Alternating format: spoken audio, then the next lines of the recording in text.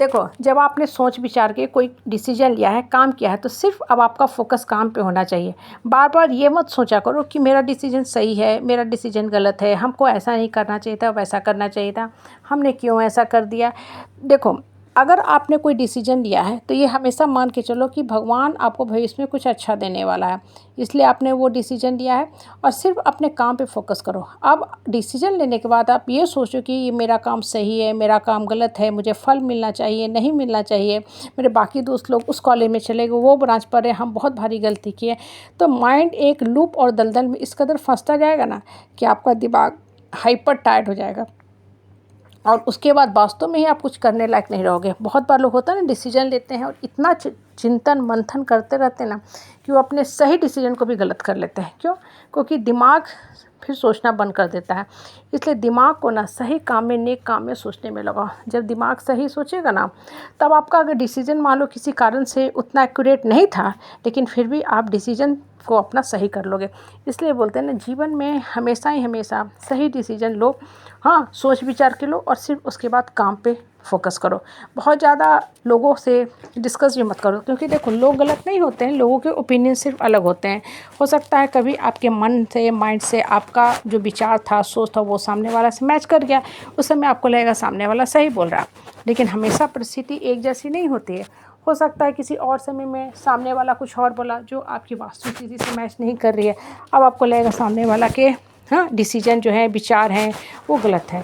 तो हाँ, सिर्फ आप सजेशन सबसे लो, दिमाग को मंथन करो, और उसके बाद उसमें से मक्खन खुद निकालो कि मेरे लिए क्या काम की बात है। और जो मट्ठा वाला पार्ट है, छाछ वाला पार्ट है, बेकार पार्ट है, उसको फेंक दो।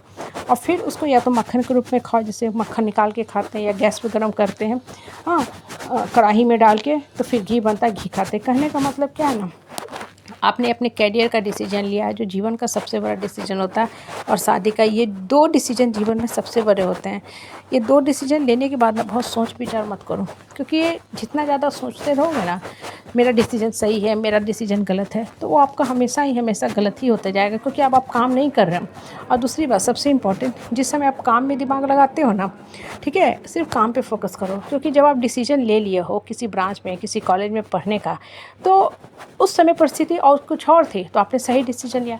अब चूँकि साल, 2 साल, 3 साल बीत गए, तो अब आपको लग रहा है अरे मेरा डिसीजन तो गलत हो गया, उस समय हमको ये डिसीजन नहीं लेना चाहिए था, आज हम नहीं लेते तो मेरा जीवन कुछ और होता। तो ये चीज़ें क्या करेंगी ना, बेकार में आपका शक्ति को ड्रेन आउट करेंगे, डिप्लीट करेंगे। ठीक है, उस समय की परिस्थिति थी, हम लोग बहुत कुछ लाइफ में करते हैं, आसान रूप फल नहीं मिलता। और बहुत बार ये भी चीज़ ध्यान रखा करो कि कर्म फैक्टर बहुत बड़ी चीज़ होती है। हमेशा जीवन आपके मन मुताबिक नहीं चलता है। बहुत बार लोगों को सब कुछ करते हुए भी आसान रूप, कर्म के अनुरूप फल नहीं मिलता है। उस केस में भी बहुत ज़्यादा अगर आप अपने आप को कोसोगे, भाग को कोसोगे, तो उसका भी कोई अच्छा प्रभाव जीवन में नहीं होने वाला है। इसलिए बोलते हैं ना कि लाइफ में सोच समझ के आपने डिसीजन ले लिया, अब बस यही सोचो कि हाँ, मेरा जो गलत भी है वो सही है, आपको सही फल देता जाएगा। इससे लाइफ बहुत सोच समझ के चलते हैं। और जीवन में ना फिजूल की बातों में बहुत ज़्यादा दिमाग को मत मंथन करो, क्योंकि आपके साथ सिर्फ आपका कर्म जाएगा। और जो आप सोचते हो ना कि अरे हम परिवार में चाटुकरी नहीं करेंगे, चापलूस तो हमको कोई नहीं पूछेगा, ये बात भी दिमाग से निकाल दो। जिस दिन आप सफल हो जाओगे ना, सब लोग आपके कदमों में आके गिर जाएंगे। और जब आप असफल रहोगे तो कितना भी चाटुकरी चापलूसी करोगे, आपको कोई नहीं पूछेगा। इसलिए एक पैर पे खड़ा हो जाओ, दिमाग को स्थिर कर लो और सिर्फ कर्म पथ पे दौड़ते रहो। ठीक है, थोड़ा अध्यात्म की तरफ भी रुचि रखो। अध्यात्म का मतलब ये नहीं कि आप एकदम श्लोक ही रटना शुरू कर दो गीता का, नहीं। अकेले बैठो, शांत से बैठो, थोड़ा अच्छी किताबें भी पढ़ लोगे ना, बहुत सी अच्छी पर्सनालिटी डेवलपमेंट मोटिवेटिंग किताबें आती हैं, फिर उसका चिंतन मंथन करोगे तो अंतरात्मा से ज्ञान फूटने लगती है। बहुत सी बातें मन ही कहना शुरू करता है कि क्या सही है, क्या गलत है। इसलिए बोल रहे ना कि दिमाग को सही दिशा में लेके चलो, मन को शांत रखो और अपने आप को देखो, अपने अंतर्मन को देखो। हाँ, अंदर की तरफ झांको। अंदर मतलब आपका मन क्या बोल रहा है वो सुनो, क्योंकि दूसरे को कंपेयर करोगे तो हमेशा दुख में ही रहोगे, क्योंकि सबका कर्मफल अलग है।